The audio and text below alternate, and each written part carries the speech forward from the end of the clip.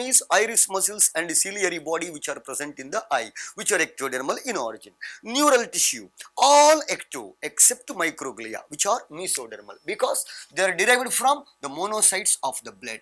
Now, the subtopic here is epithelial tissues. Epithelial tissues.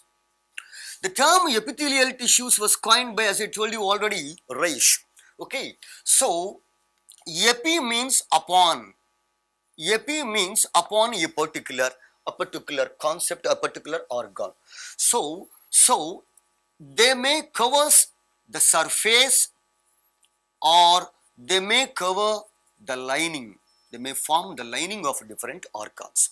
Okay, so for example, these epithelial tissues are further divided into simple epithelial tissues, compound epithelial tissues, and glandular epithelial tissue. Simple epithelium, compound epithelium, and glandular epithelium. You know, this compound epithelium is also called stratified epithelium. Is also called stratified.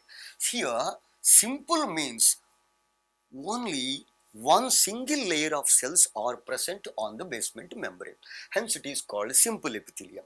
Compound means on the basement membrane more than one layers. How many? More than one layers, or two or more is also okay. More than one means two or more. Now, so here this is called compound epithelium. You know, the major difference between simple epithelium and compound epithelium is simple epithelium, the number of cell layers is one.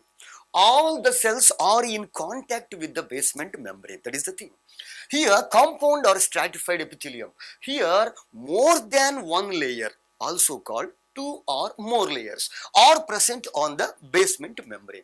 Now, the thing is, here all the cells are coming into contact with the basement membrane, but here only the bottommost cells comes into contact with the basement membrane, but the remaining cells lies upon them.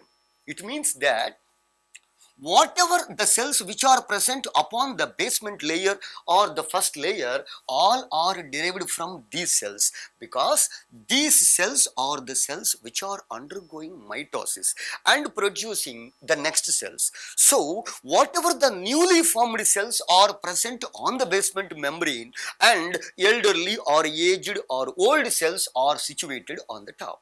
Next one, generally either cuboidal epithelial cells or columnar epithelial cells.